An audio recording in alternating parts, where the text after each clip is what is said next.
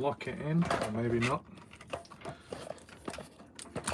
I don't want it. I want it back there. Is it going to allow me? No. Why is it so awkward to set up a damn phone? Will that do? Maybe that'll do for now.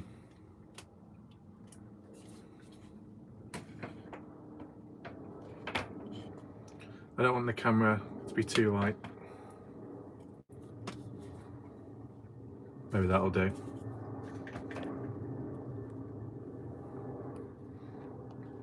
Just a little bit. Make sure the chat's on. Live chat.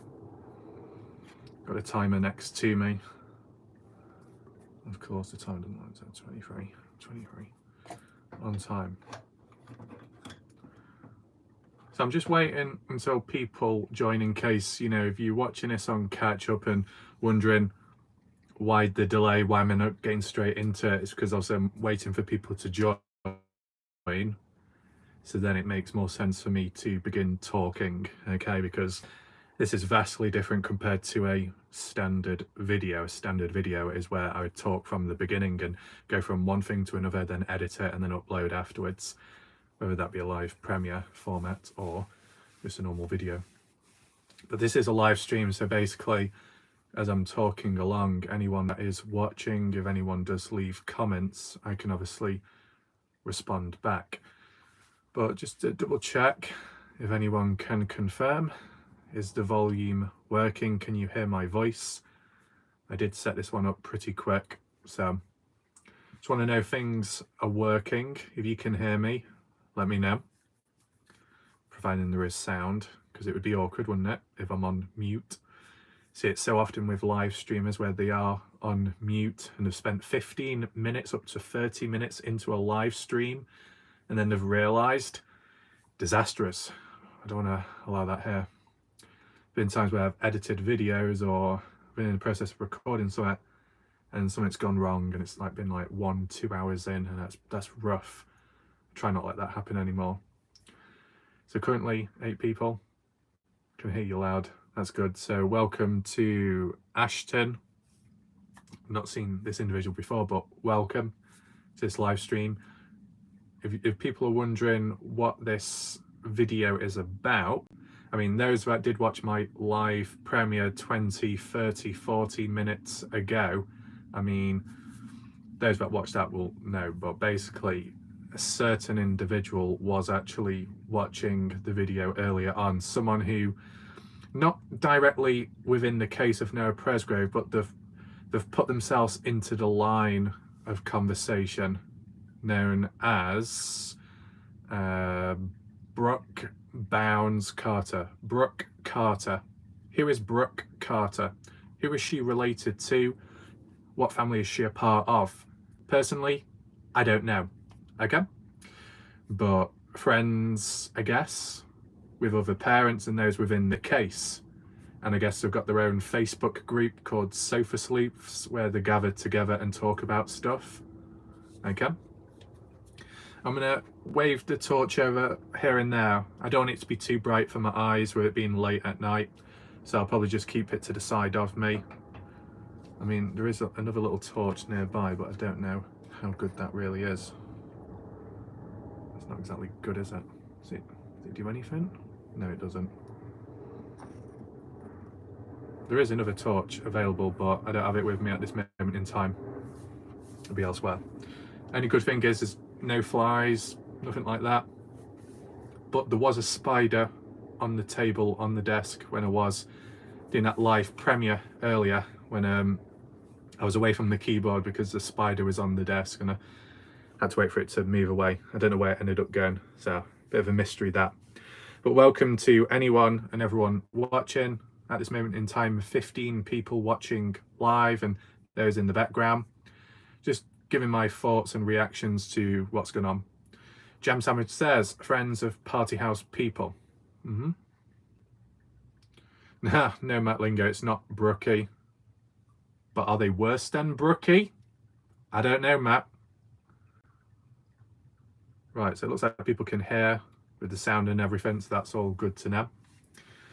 So what's my initial thoughts? Let's start off with my thoughts. What do I think of this situation that you've got a key individual or someone kind of tied up within the case actually watching my videos? What do I think about it? It's a surprise. That's what I would say. Whilst I might be one of the only few individuals on YouTube covering this case and doing it on a fairly consistent basis, almost a video every single day for an entire month and counting. Not that it can be kept up that forever, nothing's guaranteed, but you'd kind of think at some point, maybe by doing the coverage, there would be attention, you know, coming my way, good or bad. And for the most part of it, it's being good. Just like how earlier, once again, shout out to Cleo, shout out to Skeptical for their super chats and super stickers in the live premiere.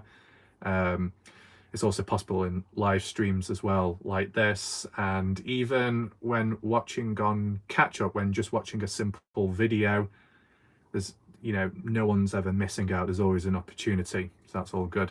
Jam says, I wish she would have answered questions about the party house layout. I mean, there might be reasons as to why they didn't answer certain questions, because they didn't want to, or they just simply couldn't, or they just didn't have an answer.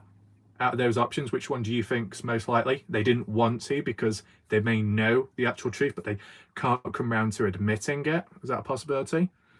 Like how many bedrooms and bathrooms? Yeah, I mean, that's an important question by Jam Sandwich, because it's trying to understand the living arrangements, how it was laid out at the time, how people would be sleeping, 30 to 40 people, how many were sleeping, how many were there all at the same time, how many left at a certain time, etc., coming and going. Was it packed like Noah's Ark or not?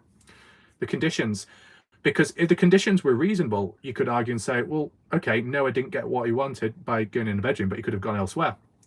We got, I don't know how you say that name, I'll call you Davis. Okay, I'll probably end up pronouncing the first name a bit wrong in a dodgy way, but we got Davis. Happy late birthday to Davis, because I did see their comment not that long ago, but time has passed.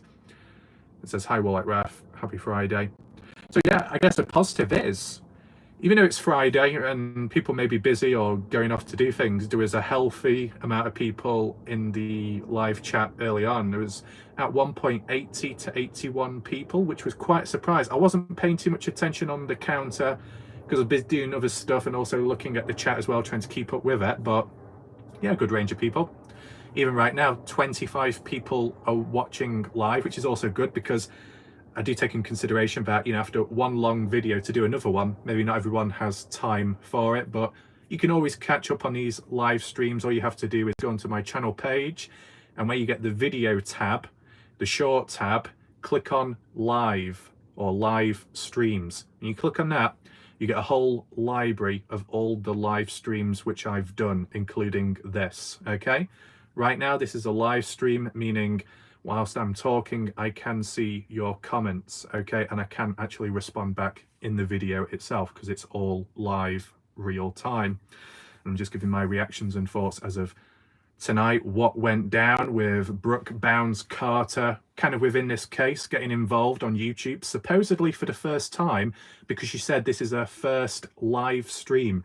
Now, technically, what I did earlier on wasn't a live stream. It's a live premiere, meaning a pre-recorded video which has aired live for the very first time. Like when you go to the movie theatres and you're watching a live premiere, red carpet with the actors, the stars, and you're watching it for the very first time, that live, raw reaction. That's how it is here.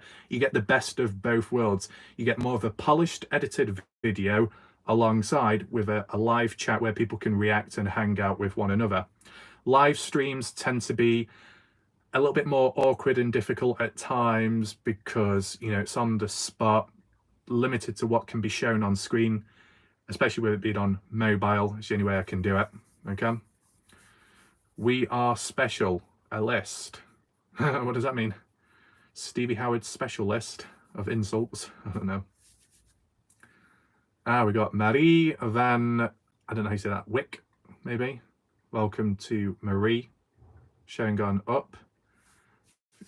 Famous, maybe. It is good though sometimes where you get the odd channels that come on in. We have 400,000 subscribers.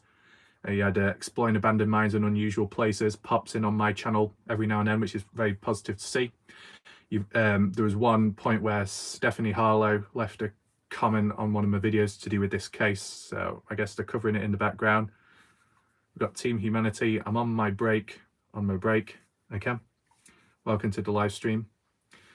So yeah, to refer back to my initial thoughts of Brooke Carter coming on in for the very first time on a live stream, supposedly, as they claim, wasn't expecting it, because after over a month of doing the videos back to back, it's been pretty quiet. There might have been waves of resistance by default profiles, and it's unknown as to who they are, and anonymous false reports as well, unknown who they are.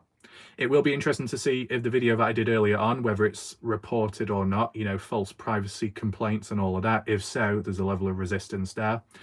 You know, to simplify, all I was simply doing was looking at a discussion conversation from elsewhere, from my perspective, a raw reaction, right? Because when you're learning on the spot, you're reading it for the first time, you're processing it for the first time, and it's all in one go, okay? You can branch on from it afterwards and add on additional thoughts, and that's kind of like what I'm doing now. This is more raw, unscripted in the response to Brooke Carter. So wasn't expecting her to show up, but she did. Much resistance? Not really. Any trouble? Not exactly. The odd person in the background said to me that the trouble, okay, I guess we'll see. Jam says, I believe Justin, in his interview, he admitted to his relation to like 7 people, including Jazz. Is that to do with Justin's family or something, somehow married into the Millans? Is that the correct way of saying it? I guess when you're dealing with a smaller community, people can get around a bit more and know one another a little better and maybe more closer. Okay, says yes. The one named individual that hasn't really shown up much at all in discussions would be Stephanie Millan. Why hasn't Stephanie Millan come up more? You know, considering she was claiming to be a party goer at the party at the time alongside Jasmine Millan. Well, if they're all Millans, then why is only one of the Millans' names mentioned? Jasmine, of all people. Why not Stephanie, who supposedly claimed to be there? That's the one in which a random person online asked her about, and then Colton Newton in the background said, hey, you better back away, because if you continue messaging her, I'm going to come for you. I'll find you. Yeah, that's really welcoming that. Very good language to be using there. Let's try a different light setting. What's that, I'm being abducted by aliens? I know that's a lot brighter, but gonna blind me. Oh, do you know what I should have done? This would have been great advertisement for some sunglasses. Hey, Jack Newton, have you got spare sunglasses? I think I need some, it's blinding me. No? Oh, you've lost your sunglasses because they've been messed around with, just like the hat. Oh well. Let's put it on normal setting for now. Got some dodgy darkness. I don't know why it's gone even darker now. But then again, I don't know if my screen brightness is a bit too low. Just let my vision go back to normal, because after staring into that light, it was almost like a David Paulides session of the UFOs coming on in. And the UFOs being applied to the Noah Presgrove case. I'm surprised those directly within the case haven't touched upon UFOs themselves, right? That would have been very interesting. Right, Victor said he just wants the attention. So is Victor skeptical of Justin Roy? Is that Sam? See, the thing is with Justin Roy, I've not really interacted with him much at all, but whenever I have, it's been, I believe, 100% positive. I've not seen anything negative there. Justin Roy has been quite clear, answering questions here and there and helping along the way. And yes, you can get the counterpoints by other people that say, well, of course the person's going to be nice and helpful to, you know, get you in favor or something, especially if one has a bigger channel or a big audience, and then the other is just simply trying to spread awareness and then find someone that has a bigger audience. So if they act all nice and get on side with one another, then it could benefit the case or benefit them in the future. But I wouldn't say there's been any levels of control there. I've done what I've done when I've done without being controlled. And Justin Roy has continued on doing whatever he's doing within the case, and, you know, such as on the community part as well.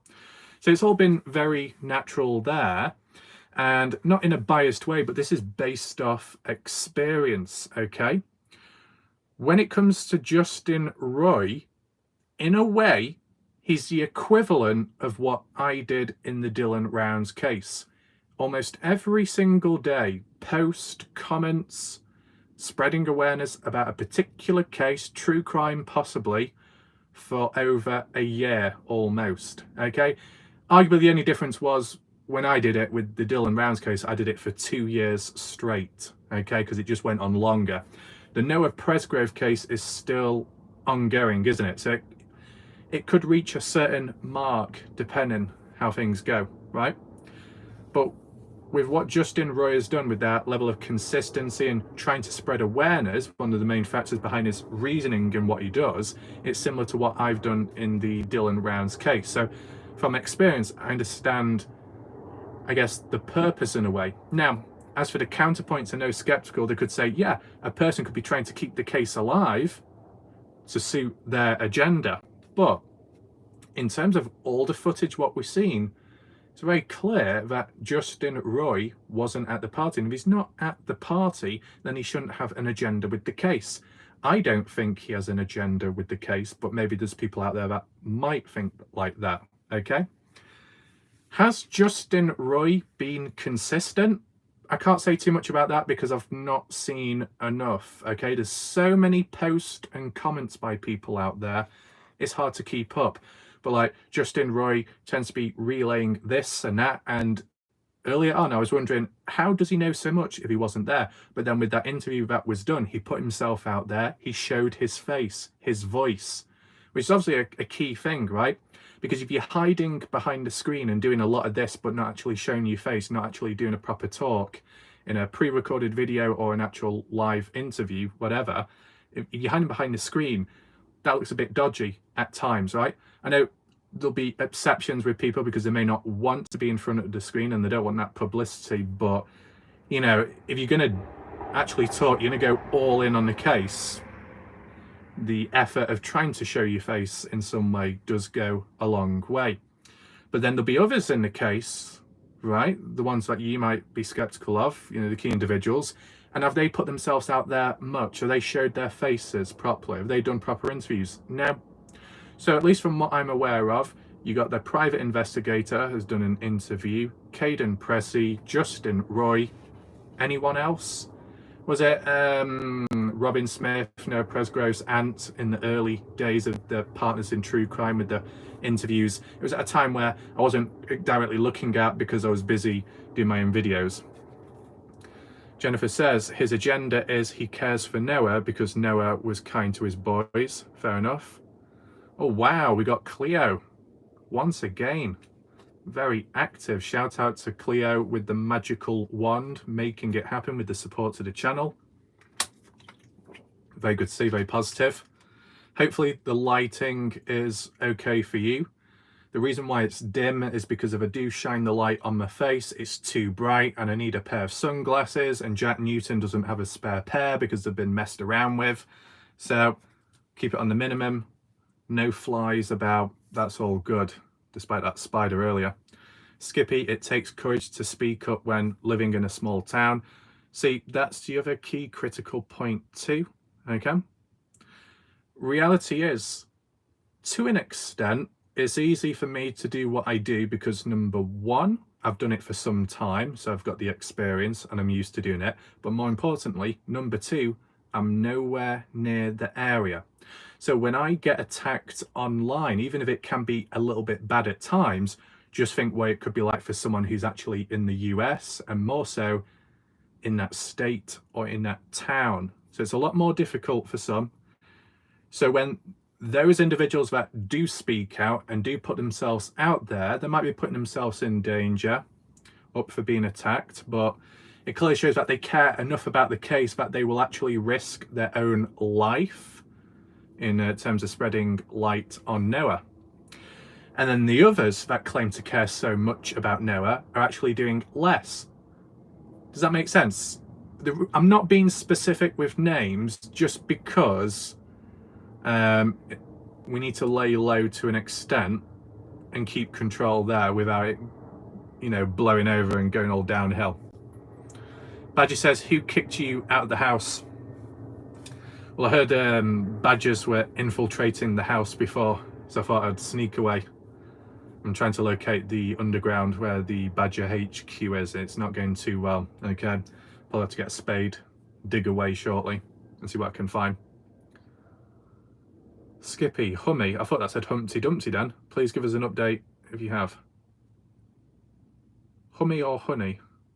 Am I being called Honey or someone else? I'm just checking the comments.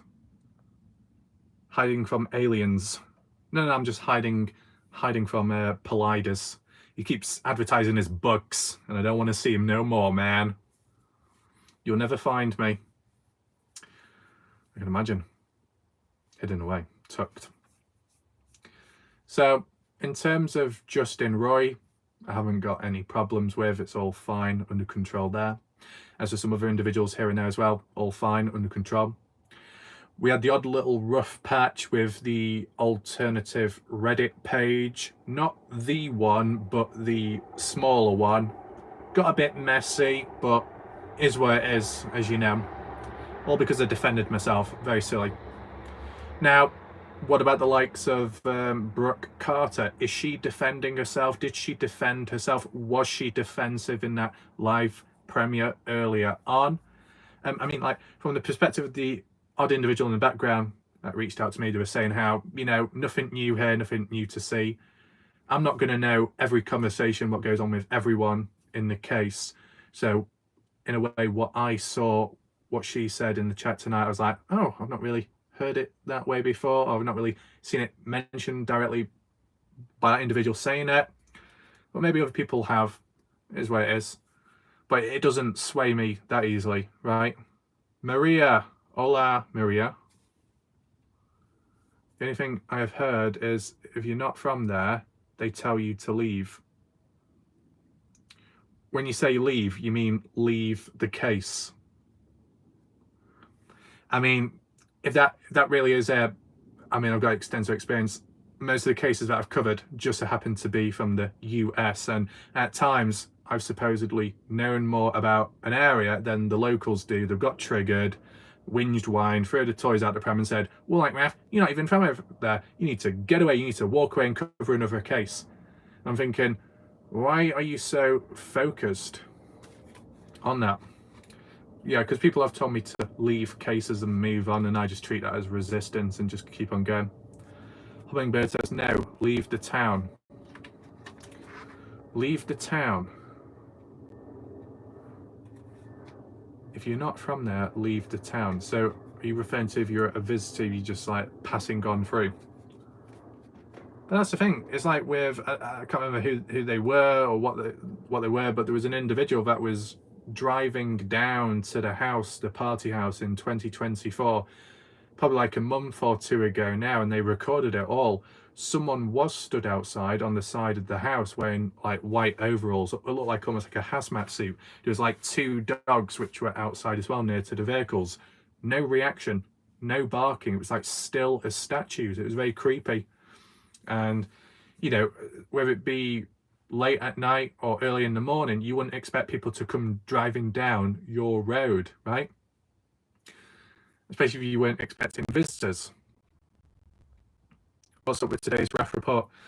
So I don't know if you know John Doe, but Brooke Carter showed up earlier commenting in the live premiere, adding some responses on, and it's probably best just to get into them now, or at least from some of which I remember. Okay, so where do we start first? Talking about being friends with people for 20 plus years, what she said, so it equals family.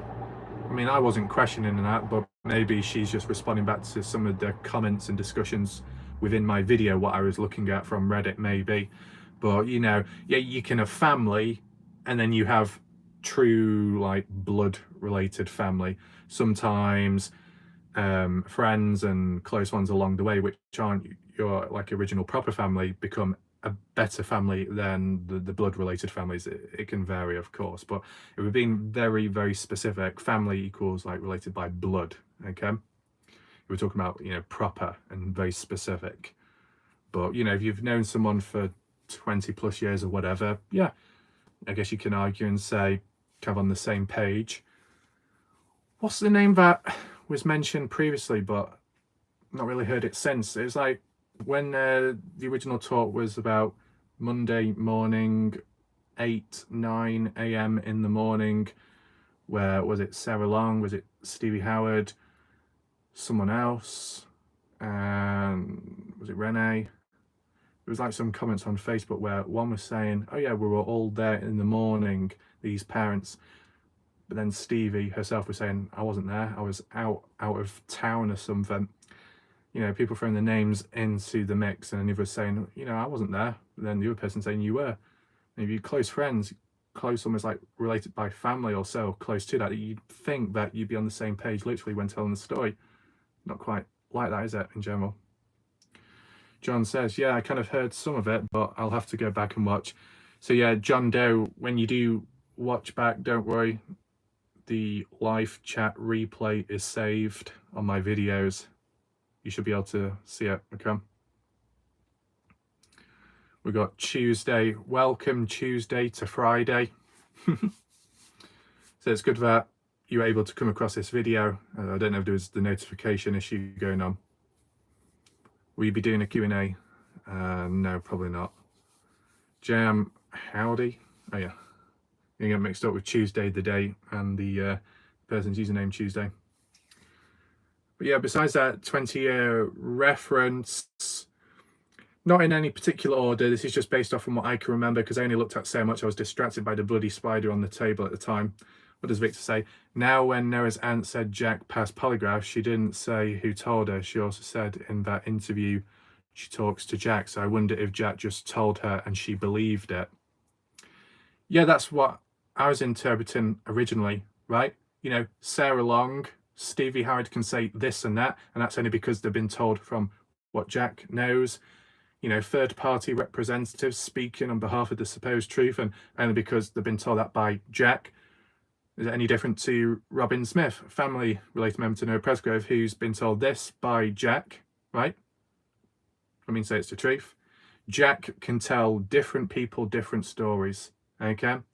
Depending who you are around. So Jack could tell a close person a particular story, which could be close to the truth, but he'll tell a completely different scenario to a person who he may not trust or isn't close to at all, but tells them something that they want to hear, right? Because I'm sure, in a way, the family would want to hear that whatever Jack is involved in isn't exactly true. And if Jack has been questioned for anything and has done a lie detector test, if he's passed it, then the family of Noah Presgrove would want that in a way, because up to a point they would have seen Jack as, you know, the best friend to Noah Presgrove, and you don't want to find out that your best friend has done something bad to, you know, your son, you know, depending on the point of view you're looking at it, okay? With the Dylan Brown's case, that was different, because you had James Brenner classified in the articles as a family friend, but far from that. The parents dispelled that very quick, okay? But there wasn't like a hope about, oh, we're wishing that Brenner is innocent because we don't want that to come out true. But, you know, a different way of looking at it, when it came to a friend of James Brenner known as Kurt Wadsworth appeared to be in denial when it came to live streams. Is that because he was in denial because he truly didn't want to find out that his friend was responsible for killing his other friend? Maybe. So, so the other way around, switching the roles about, Brenner could tell Kurt, no, I didn't do anything, and then Kurt would be like, oh, I'm glad to hear that, because if you were, that would have been horrible to find out. That kind of works possibly in the Noah Presgrove case, where Jack might be a bit dodgy, possibly, not a guarantee, not a 100% claim, just a little suggestion scenario, okay? Being questioned, done a lie detector test, supposedly inconclusive, but he said he's passed, and then that's passed around itself, that statement. Robin finds out some way directly through Jack, you'd think. Brooke Carter said no, Robin Smith found out through the LE. Well, if that's the case, but the private investigator is telling the truth about it being inconclusive, then why is the LE lying to the family? That's not a good look. So either you could look at it and say either Jack Newton was lying directly to the face of Robin Smith, the aunt of Noah Presgrove, or the LE told the aunt about Jack passing, but that was a lie, or the private investigator, what they say is wrong. So there's 3 different avenues to look at, okay? You can let me know your thoughts down below. But has it been mentioned before by Brooke Bounds Carter about the LE informing Robin Smith about Jack's lie detector test? Why would the LE even be telling the aunt about Jack's lie detector results in the first place when, you know, they're not like related, are they? It's not like family. It could be a conflict of interest. You think keep each person's statements or lie detector test results separate and private up until it may be used in court, but as people said, the lie detector thing doesn't work exactly in court. John says it's possible that Jack took the inclusive as not failing and that he passed. Okay, that's one way of looking at it. Yeah, fair enough. Jam to the party house, people. Oh my god, that dog in the background. The dog is back. Give me a second. Sometimes if I bark back, it'll shut up. Let me open the door.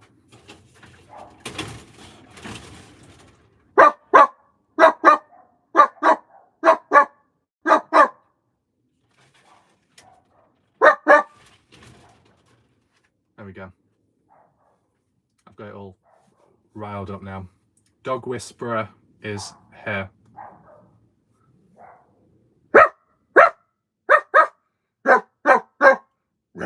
Ricky, ooh, Scooby Snacks. So I'm transforming into a bit of a bitch right now. Put that leash around me and take me for a walk.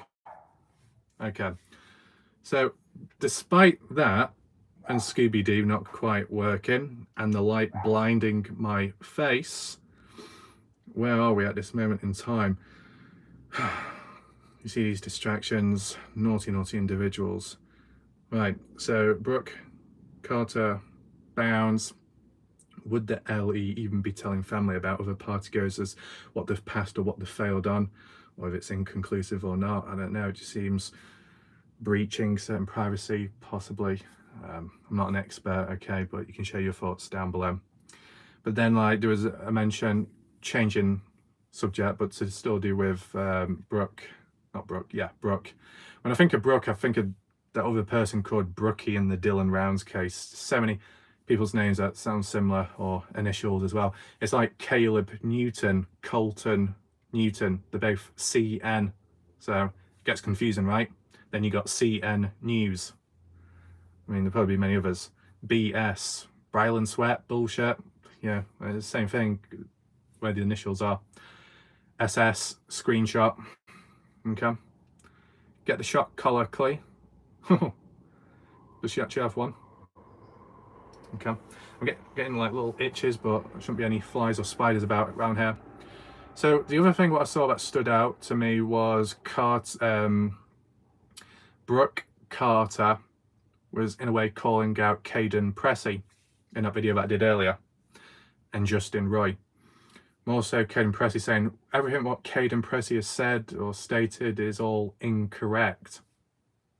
Everything? That sounds really confident, you know, because a range of things were said by Caden. So if everything is wrong what Caden has said based off what Brooke Carter knows of, well, give the alternative story then, I guess. I mean, you think Caden appeared on Partners in True Crime, Justin Roy did. Why not? I'm going to keep calling her Carter, but that'd be Carter Combs. Brooke Carter. You see, it gets confusing, the names. John, I bet that I'm speaking for most when I say that we're waiting for the day of Raf's theory. You should poll this. The theories come when there's a level of competence and understanding of the situation. Right. if there's a form of consistency with Caden and Justin Roy, and if another person stepped up like Isaac Rojas or Brylan Sweat, if they went on the Partners in True Crime, just that extra level and layer of consistency would go a long way. I wonder who, when Kathy Bingham says there's at least 2 people she believes innocent, one you possibly expect or just at least assume that Caden, but then who's the second individual? Isaac, Brylan, Mikey, someone like that.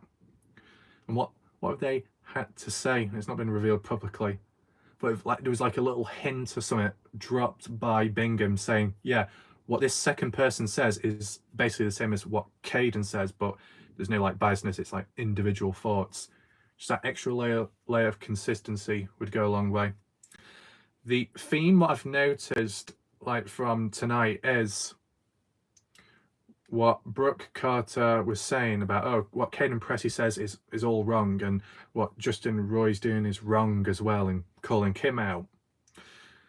If people were to watch along and see that from the perspective of what Brooke is stating, and you're convinced by it, I mean, would I be convinced by it? No, because this is kind of like a fresh face, someone showing up for the first time. You can't just nod your head and say yes immediately. You got to give it time, okay? And this is where it comes involved with the other human, the other person, okay? There could be someone out there, not a truth seeker, but the truth holder, the gatekeeper of the truth. They may know more than others. They may have an alternative reality which no one else has seen. Oh, we got Cleo there. Big shout out to Cleo for the super chat. Much appreciated, gracias. So, if you've got a gatekeeper of truth, a gatekeeper of information, and providing that they can reveal it publicly, or they can at least share their side of the story, at least from what they know of, or what they've seen, or what they've heard, they presented that, and they put themselves out there, maybe showed the face, the voice, could go a long way. But most of it is by this behind a screen on Facebook. And I don't think that's good enough. You've seen what Caden's done, you've seen what Justin's done. Whether you agree with them or not, they've put themselves out there, and it's led to some backlash along the way.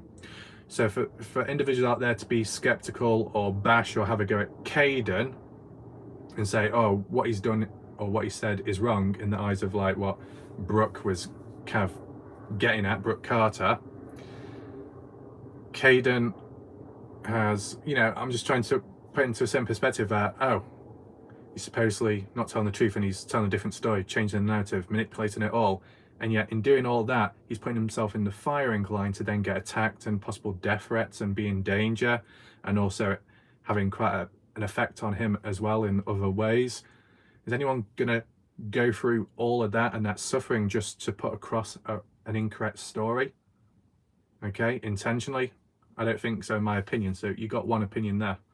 Tuesday says, right, let's see their live interviews. Yeah, because you could say, okay, Brooke has a lot to say, Sarah Long definitely has a lot to say, Stevie Howard has a lot to say. Why don't they put their voice across? If they like the sound of their own voice, or they like talking a lot, or they just care about Noah so much, if they're given a platform and a voice, you would think they would take it just like that, right? Whether it be for the right reasons or the wrong reasons, doesn't matter.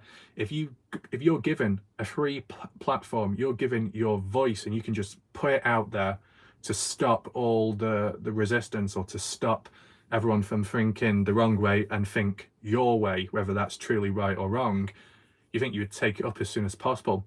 The only exceptions why you wouldn't take up an offer like that is because maybe you're shy, or you just don't do well at public speaking and all of that. Or the only other reason would be legal reasons. But if it was for legal reasons, you could just counter and say, well, if you can do a lot of this online via text, post, the same can be done vocally, orally. No different, okay? So if people can talk a lot just online via text, most definitely they should be able to do it with their voice as well, whether they show the face or not. I'm talking about more the passionate people within the case, right? The ones that either appear to really care about the case and want justice, or they want the the other narrative to be put to bed. They got the opportunity to do it, but they failed to take it up. But I guess the one little positive is you had a certain individual showing up earlier, Brooke Carter, in the live chat, reacting and showing their thoughts and comments. And I think they were saying something like, you know, believe me if you want or not, it is what it is, but I know the truth. I've seen this, I've seen that, videos or photos of this and that. And I'm like, okay. But at the end of the day, a human can't expect or have the entitlement, the expectation that the masses, the general public, will nod and agree with them. If that gatekeeper has not revealed that information to the public, what do you expect, right? It's kind of like if you've got a suitcase, you know what's within it, and you expect everybody else in that same room to know what's in it, yet they've never been shown what's inside of it. Stupid, isn't it? Right? It can be done in different ways to reveal situations. What's this one? Cecil. I'm having a hard time believing that there were 2 trucks that did not call 911. That's my issue with Caden Pressey's story. Okay. I'll be honest with you, Cecil, and anyone else watching right now, you can take this into perspective. The dodgiest thing is the theme of double vision. That's how I describe the situation. From at least 5:20 to 5:30, Caden Pressey witnessed 2 truck drivers, identities unknown, names not given, confirmed by Caden, none to be Tyler Hardy, from what he said. After 5:30, at 5:43 is when the second wave, the second set of the drivers come on by. They don't see the first drivers that were there, they've long gone. But this second wave, Tyler and Tyler Hardy, have arrived. And in recent time, Tyler Hardy on Facebook was claiming that he saw someone in a high-vis jacket at the scene ordering someone to leave, but he couldn't confirm who it was that was being told to leave. Caden Pressey at 5:30, earlier, before the second wave of Tyler and Tyler Hardy came on down, Caden was ordered to leave. You could argue and say, well, what Tyler Hardy heard and roughly saw is what Caden Pressey was in that position on the receiving end of it by some other individual. But then that's like breaking the wall down, because supposedly it's 2 different sets of truck drivers, but it's in a very short window space of time. 5:30, when Caden leaves the highway, those 2 truck drivers, unknown and Jack, are present. From 5:30 to 5:43, they disappear, including Jack. Because from what Tyler Hardy said, Jack arrived, in his words in a way, arrived at the highway 6 in the morning or so. But from what we've heard of, it should be more so worded as Jack returned at 6. So he was supposedly there at the highway around 4 to know that Noah's passing. Hour and 15-minute passed by on the highway maybe. Then decides to go down to the party house at 5:15 to let people know. Rushes straight back to the highway whilst the others are fumbling around getting ready, from what Caden has said himself. And from 5:15 past 5:30, but before 5:43, leaves, goes wherever, and then at 6 in the morning, not that long after, returns back 3-4 times at the location. Jack, when you base it off the timelines and everything, that's a little bit dodgy. Let me just check the time. It doesn't even show the time. That's clever. 23, 24. I mean, how fucking useless, you know. Oh, I've tilted 23. That's not too bad. I've only been doing this 44. Hang on. 44 minutes. This must be our time. 23. Let me just double check. Yeah, 23:45. I knew this was playing up. This stupid clock. I started at 2300 hours and it's 23:44, 45 because I've been almost doing this for an hour long, okay? So yeah, the truck situation, the two waves of truck drivers is the weirdest thing, okay? But you know what? As bad as it may seem, or as confusing and the headaches as well, those that have been around long enough, you'll know about the Dylan Rounds case and the whole debacle of the bloody gun and key fob. Oh, was it returned? Was it stolen? When was it returned? When was it put back? It was done over the course of night time. Oh, was it the friend and the brother? And then the grandfather returned it back afterwards. Oh no, that was never the case. Oh my God, that was an absolute disaster. And it went on for so long. I've actually been bitten on the neck, you bastard. Excuse me, who decided to bite me? Did I invite you in? I don't think so. That dog, I bet it's one of the fleas. I bet that dog over there, the fleas scuttled along coming back to me because I heard there was another dog present, me, and it decided to bite me on the back of the neck. Great. Perfect. But the Dylan Rounds case, you had the gun and key fob situation, just magically disappears, taken away, then returned back days later, one after the other, day after day. Hard to believe, crazy. Yet the story was consistent there, though outsiders had counterpoints. Didn't really get anywhere. That was pretty much it. We never really found out who actually returned the items back. It was assumed that it was Brenner, but it wasn't exactly brought up in court, which is interesting. Kind of just died out in a way. John, it's possible that the oil truck driver knows the Howards. At least one drives oil truck for Shell. At the same time, the Howards also own oil. Okay. So, when I think of it, there's conflict. Caden Pressey's story at the scene of the highway, what he saw, compared to Tyler Hardy and what he saw. Then you've got Caden Pressey's tale of events at the highway and stuff, in contrast to Jack Newton's tale of events. 2-on-1 situation, Mexican standoff. That's the reoccurring theme in recent time when looking at the articles. When we looked at wethepeople.com and we looked at Jack Newton, what he had to say, and how he worded things, as it was much different to Caden. Again, telling two different stories, but they were both there at the scene. Arguably, though, one was there much earlier on and remained there. The other one was told to leave. If people all cared and were actually there together at moments, the story should be very consistent. But that's probably a big expectation, right? Which was never actually filled. We got Megan. Welcome, Megan. Says, do you think Rachel Millan was at the scene for 30 minutes?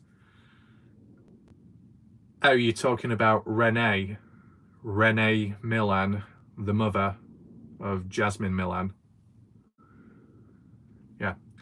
So Caden Pressey said Renee Millan arrived at the party house at 6:30 in the morning. Renee has stated in the past on Facebook that she arrived 7 in the morning, but Caden said they left the party house, including Renee, before police got there, at 7 in the morning. Great, isn't it? 30-minute time difference, but there's a bit of a big difference because you arrive at 6:30, you leave at 7. But Renee was originally saying, I got there at 7. So then what time did you leave then? Dodgy. I'm surprised Brooke hasn't come back. She probably hasn't come back because not being notified, right? Not a subscriber, not knowing about the live section. The title of this video doesn't mention their name. The thumbnail doesn't show their face, right? So there are cues, there are factors to why someone would show up at times. Videos I've done in the past where it might be very specific, focused in on someone, they'll show up for a certain reason. Okay. Dale, why are you in the shed? No, I'm not in the shed. I'm in the dog, what do you call it? Dog kennel. I'm in the kennel of a dog. I'm inside the dog kennel, but the real dog's outside barking away. That makes a lot of sense, doesn't it? Just like this case. What else do we have? Yeah, so when Megan says RM is short for Renee Milan. You're standing there in the dark, and Jason, Ghostface, Michael Myers can be in there with you. I mean, if Ghostface, Michael Myers is in this same room as me, there's not much space in front, so they would have to be standing behind, and I can't feel any protruding objects prodding me, so it looks like I'm all safe. But there are a pair of white latex gloves in front of me, so if anything gets a bit, got to get down and dirty, start digging away at the truth, analysing things. Better still, oh, Dale, it's good of you to join. It's time Dr. Raff does his inspection. Come on, Dale, don't bite. Get back here right now, you little naughty individual. Get a grip of yourself, okay? Creeping, who's creeping them? So, with my perspective, what's gone down tonight from what Brooke Carter has said, it can kind of turn everything upside down, at least from my learning and understanding, but I'm not going to allow that to happen just yet, okay? Megan says, and do we know when Caleb Newton got to the scene, and furthermore his alibi from 3 a.m. to 5 a.m. I don't know if it said it took him like 40 minutes to get down there. John, I still have this question. Why did no one from the party call Ellie? We can get on Jack for not calling, but why didn't Caden? I mean, that's a good question, John Doe. I have actually talked about it previously. I'm going to put it across right now, so feel free to listen along, John Doe. So, first of all, you can point the questions to Jack because supposedly he's the first one there, because he's the first one to announce it at that party house. And when we look back retrospectively, well, he didn't make the call, did he? He clearly didn't make an official call because it was 5:43 a.m. onwards when random truckers came on down and did so, right? So you track back from that, back to who was first there or closest to first there, and Jack has been vocal about that in a way and indirectly by saying Noah passed away at 4 in the morning. That was said to Justin Roy. Justin Roy got a screenshot of that from when Jack DM'd him or responded back to a question. Brooke Carter tonight dismissed that and said, never happened. It was never said that that's when the message was sent, 4 in the morning. And I'm thinking, no. It's never come up that way that Jack sent a message 4 in the morning to Justin Roy. I don't know what Brooke is going on there.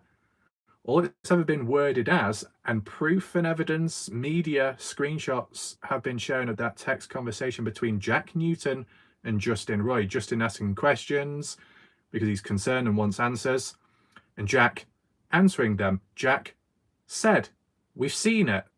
Noah passed away 4 a.m. in the morning. To know when someone's passed away would mean you would have had to have been there on site to know. Well, there we go. We've got Badger Life. Shout out to Badger Life for dealing with Dale. I know Badger Life, it's very difficult, but you know what? If we could handle Pops Perry, Joy Perry, full of nothing good coming out of their mouth, and whilst it was an auction house at one point, I mean, Dale is easy work. Just like his back door. It needs refitting, Dale. The hinges are coming off. Bit of a problem, isn't it? And I think there's an odd screw on the floor, but if someone bends over, they can pick it back up and lock it back in. Okay. Skippy, Caden said an adult at scene told him to leave. So that adult would have called Ellie. You'd hope to. So let me just get back on track to what I was getting at. Jack texted Roy when answering questions and said, oh yeah, Noah passed away at 4 in the morning. Well, to know that would mean you'd have to have been there on scene, right? Now, let's just say Jack was lying about that. A very stupid thing to say in the first place. You're just digging yourself into a hole. No context given after that, useless, okay? If it didn't happen, you shouldn't be saying it in the first place. If you are somewhat responsible for something and you're trying to protect yourself by stating, oh yeah, Noah passed away 4 in the morning, that's not doing yourself any favours, is it? So, I'm not like 100% believing in it in a brainwash way, but I'm just basing it off. If we can use 4 AM as a timestamp, which may highlight Jack being on scene when Noah passed away at the highway, maybe. From 4 in the morning, Jack there next to Noah's body, final breath, final moments. 4 AM to the next timestamp of 5:15. 5:15 being the time of when, as it's been worded several times now, Jack returns back to the house to let people know about that situation and then rushes back to the scene, okay? Those who are at the party house completely oblivious to what's going on, who have just been handed this news out of nowhere at 5:15 in the morning, can come across as a shock. Maybe you don't take it in immediately. Maybe you're not quite prepared. Rushing around, fumbling about, trying to find stuff to get to the scene to see it for themselves, because it might not be sinking in just yet. And this is from Caden's point of view. Getting to the scene, that realization kicking on in, people already at the scene, adults for example, getting close to the body, you know, absorbing it all, taking it all in. Isaac supposed to having a breakdown crying, and then Caden supposedly gets a towel or something to cover Noah's body out of respect and stuff, but not even given that chance and opportunity, told to leave. 5:20 Caden arrived, 5:30 told to leave, so he's there for 10 minutes. From 5:15 to 5:30, like 15 minutes or so, isn't it? God, I'm shit with time. Like 15 minutes, okay, in total or so. Round it up to 20 if there's any delays in between. 20 minutes max to take all that news in that your friend has just died like that. But when you actually get to the scene and there's already people there, are you actually going to call the police? Probably not. In most situations in life, if you're the first on scene, you're probably going to be the first one to call in, okay? And as we can point the blame and pass the buck on to Jack, well, if Jack was first on scene, as like how he said, 4 in the morning, well, he should have called. But maybe he didn't want to call because no phone on him, or for alternative reasons, protecting someone or protecting himself, based off if that timestamp was actually true. Whilst Caden was there at the highway, if you've just arrived and there's already people there, you would assume that the police have already been called, right? You think of the movies, you think of the shows. Shout out to Cleo once again. A lot of support tonight. Very good to see. You think of those shows, you think of those movie scenes where there's been a tragedy, a bad event, and just before the police have got there, or the paramedics, ambulance, fire service, a friend, a family member, a local rushes to the scene, panics, worries, what's going on, emotional as well, or shocked by it all, trying to take it all in. In any of those moments, are you going to be thinking, I should probably call the police? I've just got here, there's already other people here before me. You might be thinking subconsciously, well, if there's already people there, you might be thinking, well, they've already called, so you wouldn't question it yourself. That's the way I see it, right? If Caden Pressey got there before everyone else and he didn't call, then you would be questioning him, wouldn't you?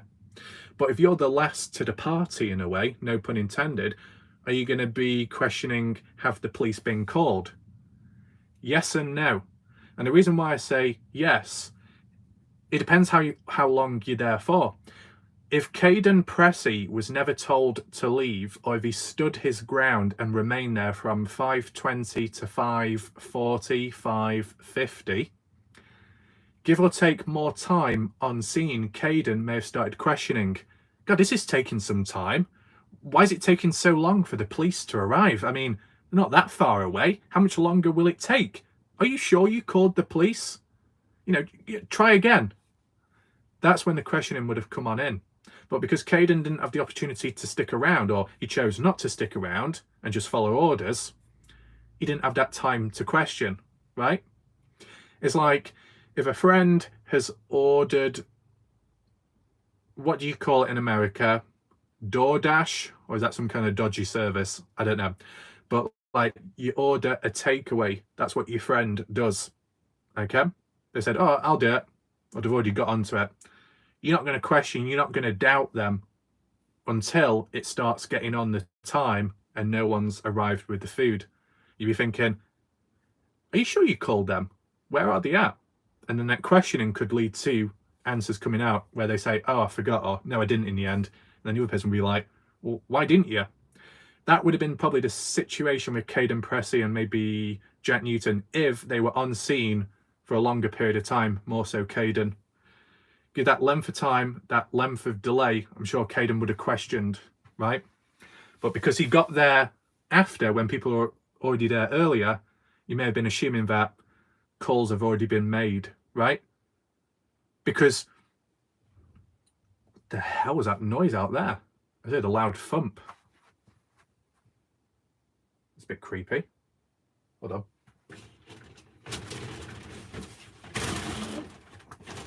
Yeah!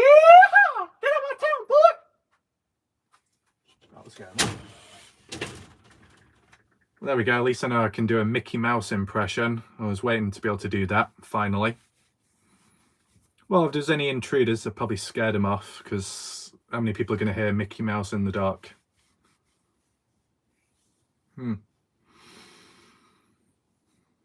What's another situation? Yeah. So like, not kind of like an expectation or just natural human nature, some kind of natural trust in expecting someone to do the right thing if they got there first. It's best example I can give. When I was going to college, and when I had to cross the lights and press the button, if I was there first, I'm going to be pressing the button. If I get there after and there's already 2 to 3 people at the lights waiting to cross, I'm not going to ask them, have they pressed the button? I'm probably not even going to look at the box to see if the button's been pressed. I'm just going to stand there and wait for the lights to change. Because you would think the people that got there first would have enough sense to take action. Just like the situation at the highway. Whoever got there first or earlier before Caden should have called in, should have called the police. So by the time when Caden got there, you wouldn't question it because you'd be subconsciously thinking, well, they've done the right thing. They've done the necessary normal act of reporting it in. Just like how when I was going to college, I get there to the lights whilst people have already got there before me. And then, give or take some time, sticking around at the lights, waiting for them to change so I can cross, it's not happening. And I'm thinking, why is it taking so long? Let me look to the left. There's people stood there. Let me look to the right. There's the box there and there's the box over there. Let me look down at the button. Oh, it's not highlighted. The text isn't either. What does that mean? It means they didn't press the bloody button. These idiots were at the lights waiting to cross, but they didn't think to press the button, which would make it easier for, you know, a reaction after their action. Okay? Never happened. So then I had to take action and press the button. And then what happened within a few seconds? Oh, the lights changed and I was able to cross the road, right? So if you're on scene, you're late to the party, but you stick around long enough and there's no change, then you will question. Caden Pressey wasn't there long enough at the scene. If he was there longer and the police didn't come up until later, he would have questioned. Okay? And if there's no conversation with Tyler or Tyler Hardy making the call in and letting the likes of Caden know, if they were all there at the same time, even though that could be like a parallel universe, but let's just say if they were all there at one point, it would be from 5:20 to 6:18 a.m. Fair portion of time, right, of waiting around. But Caden wasn't waiting around from 5:20 to 6:18 at the highway because he already left at 5:30. If he stuck around long enough, he would have questioned, possibly, and then asked, you know, did you call? Did anyone call? Right? What's that? Warlike Ref, you're an alpha male. Oh, careful there, you're going to start making me growl in a second. Did you graduate college? Well, no, you call it graduate because the term college in the UK is not the same as university. What does Nicole say? What are you in? So I'm just catching up with some of the comments. So Nicole, I'm currently either in the catacombs or I'm in a dog kennel, and the dog's outside barking away because it's jealous that I'm inside and it's out. Skeptical. Will I have more important than the opening of the Olympics? Oh, at least it's not raining here. I don't know why it's so bright, because it's so dark at the same time. It's weird. Oh, it's just not the turtle. Its head nearly popped off. 23:20. The time is actually frozen in time. That's perfect. 0006. Oh my god. So for me right now, it's Saturday morning. It's just gone Saturday morning for me. So obviously past my bedtime. I've been a naughty boy. Been a naughty boy on YouTube because I've uploaded too many videos today, even though I did a community post stating that when it comes to notifications, subscribers on my channel will only get 3 notifications maximum in a 24-hour period. So if I upload any more videos in that 24-hour period, it means you won't get notified, okay? So all I can advise is anyone watching right now and in the background, you can pass the message on. When you want to, feel free to check in on my channel here and there. It doesn't have to be every day, but, you know, if you don't get notified, it's not because I've just suddenly gone quiet as a channel. I'm still probably uploading videos, but the notifications are overloaded. I do find it silly because, to be honest, on YouTube should be rewarding those people that give more and put more in, instead of, in a way, silencing them and stopping the momentum. And sure, how do I counter this problem? Oh, I just make a 5-hour-long video bunching everything together. Yeah, no, not doing that. Too cluttered. Oh, Cleo again. I don't know if that's a new one, but shout out to Cleo once again for another super chat or super sticker. Very good to see. Nicole says, it's 7:07 p.m. Friday night here. I still can't get used to the time difference. Wow. So it's Saturday for me, it's Friday for you. And as for those in Australia, I don't know, it's probably getting close to Sunday or something, or approaching that. Dog out. Yeah. Well, you know, Tuesday, if I suddenly disappear out the darkness, I'm pulled backwards, I'm pulled by the leash behind me. Okay.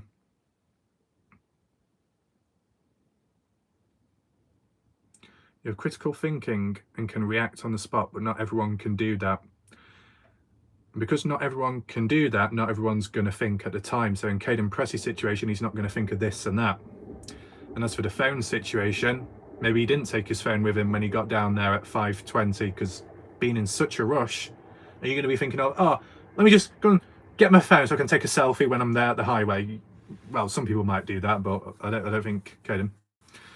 Skeptical 4:08 p.m. Friday here. Okay, well. So yeah, in terms of Brooke Carter, saying that Caden Pressey, what he says, it's all wrong.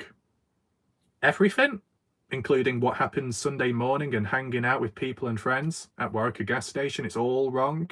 Interesting. So even the minor events, which aren't that significant but are part of the timeline, oh, it's all wrong. Saying it's wrong and this isn't right, but I know the truth. But it's not backed up with evidence.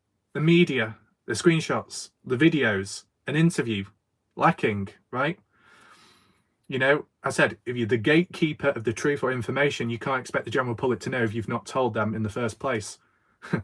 It's a bit silly. I mean, like, the Kenny Veach case, and I've been saying over and over again, Kenny Veach could be alive. There's evidence to suggest it, and it shocks people, right?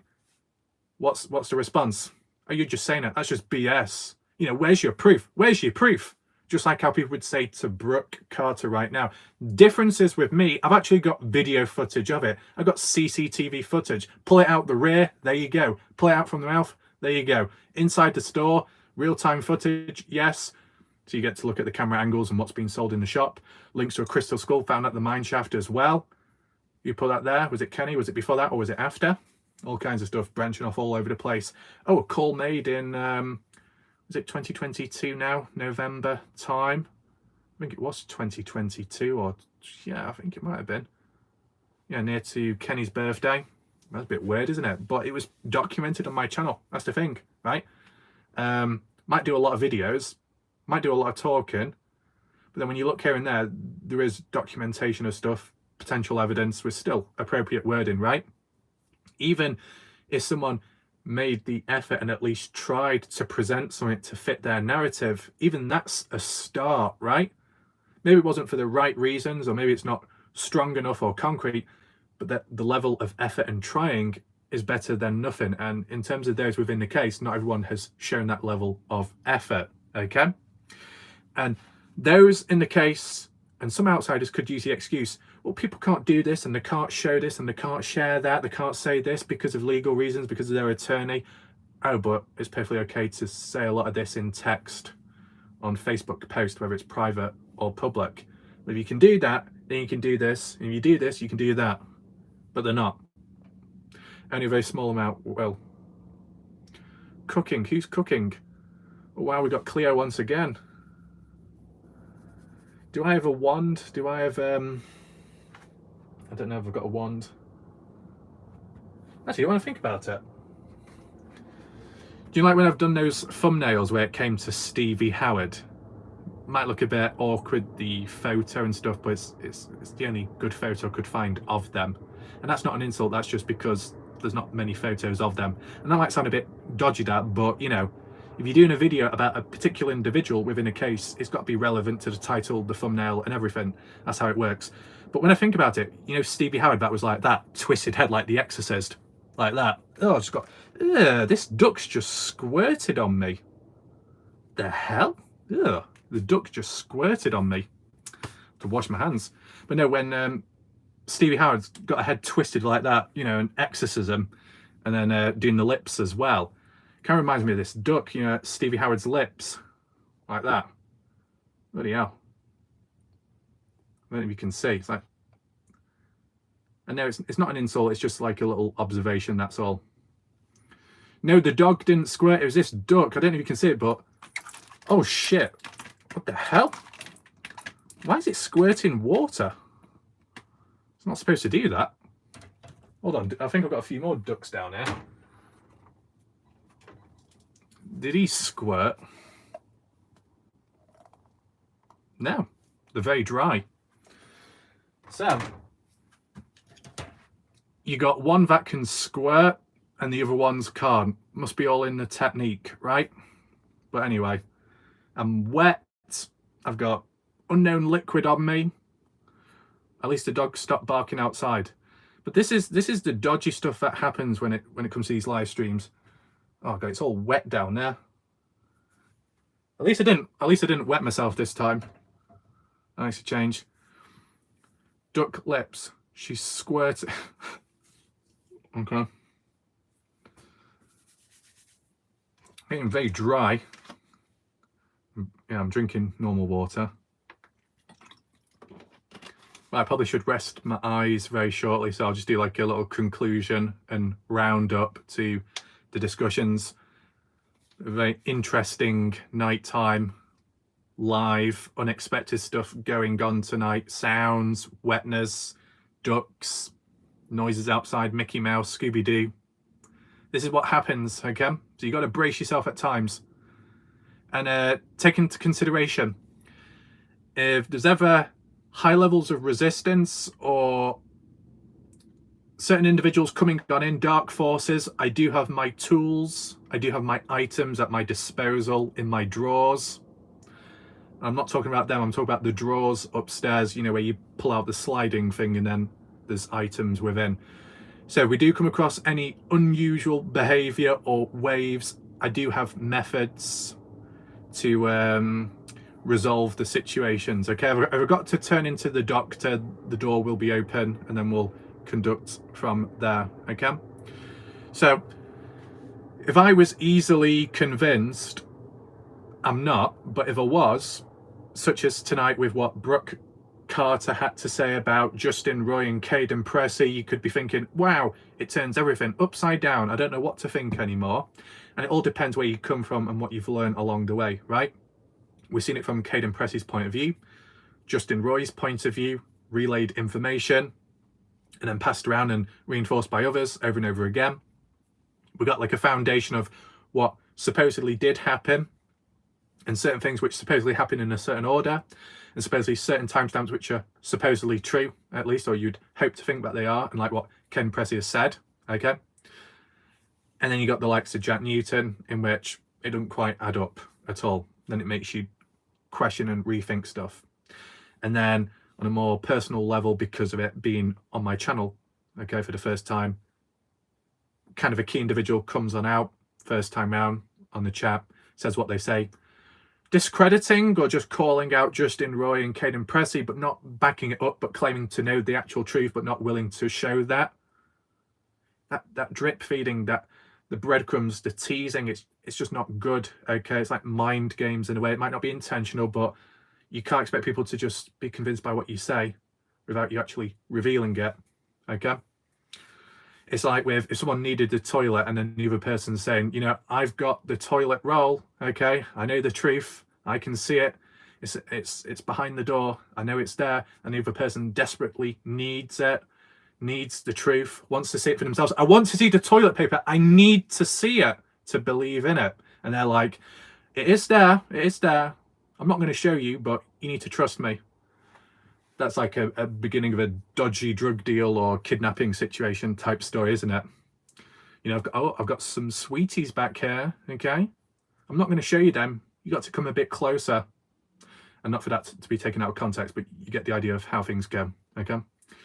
It's just not good enough, okay? At least Caden, at least Justin have put themselves out there and have tried talking things through. The others which may oppose them, they've not gone to the same level, okay? So yeah, there's that to take in mind. And if you followed the story a certain way for so long, for it to be opposed by someone with a different outcome, it can just turn and flip everything upside down, and it can make you question everything, and it's not exactly a comfortable position to be in. You got to find a ground zero. You got to find a moment where you can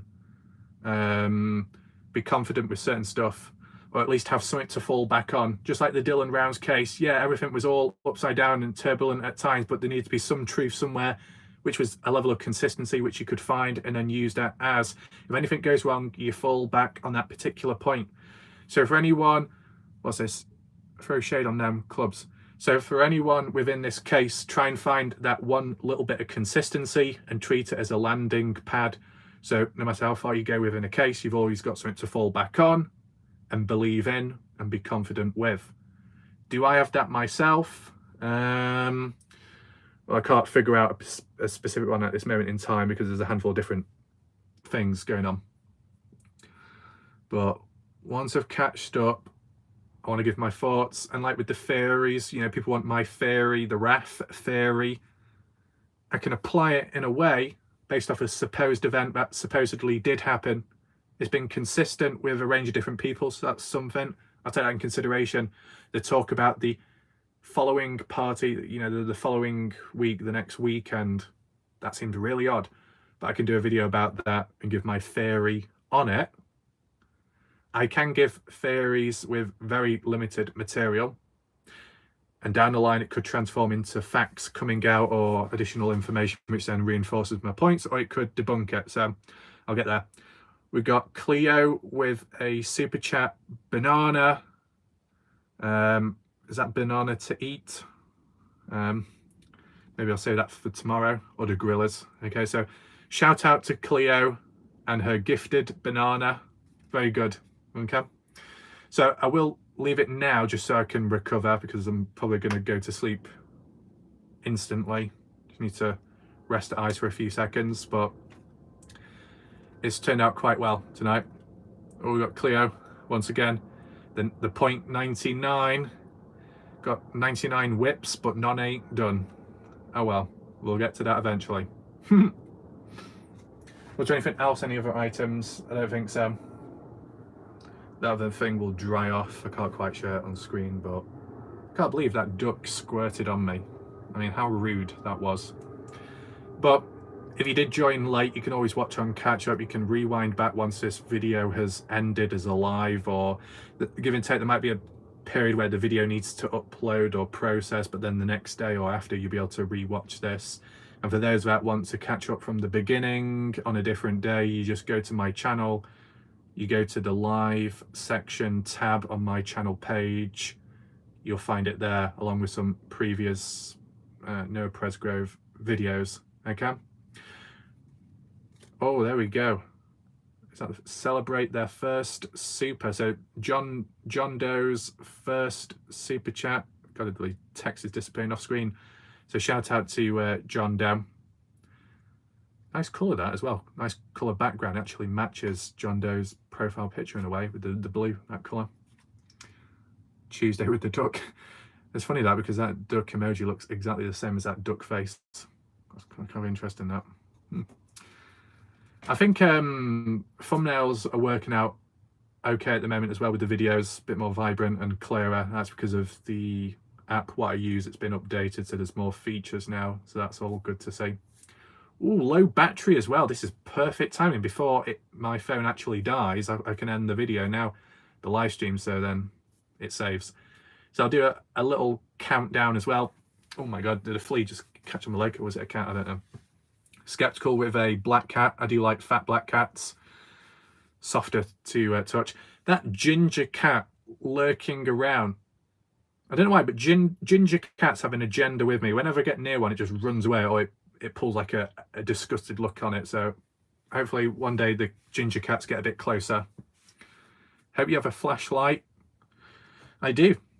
I shine the light all over. There we go, and I blind myself at the same time. I've got a flashlight bright enough where it'll blind me and then I can't see where I'm going, even though I've got a light to show me where I'm going. If anyone's not seen it, if you go into my short section on my channel, you'll find a video of weird, spooky lights in the sky hovering around in the clouds, unexplained. A person from Germany said they saw the same thing, so I don't know if that's UFOs or something dodgy going on, but you can always check it out at this time. And if you want to check my earlier video out, earlier on, which I did, well, yesterday now because of time zone and everything, you'll be able to find it. It was my last video that I uploaded. Ah, Nicole saw that, so that's good. Yeah, so if you want to hear about Brooke, the horse's mouth, what she said herself, well, you can go back to my earlier video and you'll find it there. So that's it for now. I'll do a 10-second countdown and then obviously end it. So 10, 9, 8, 7, 6, 5, 4, 3, 2, 1. There we go. So I would say good night, but it's good morning for me, even though it's kind of, I'd still treat it as nighttime, but it'll be getting towards nighttime for you because of, for most people in the US, because of the time zone. So thanks for watching. Good night for now. And I'll probably see you tomorrow. And if not that, the day after with the next video, what we look at within the Noah Presgrove case. So all the people that showed up, that's good to see. Support from John Doe, Skeptical, Cleo, and if there was another individual as well, if I forgot the name. Appreciate that. Good night for now.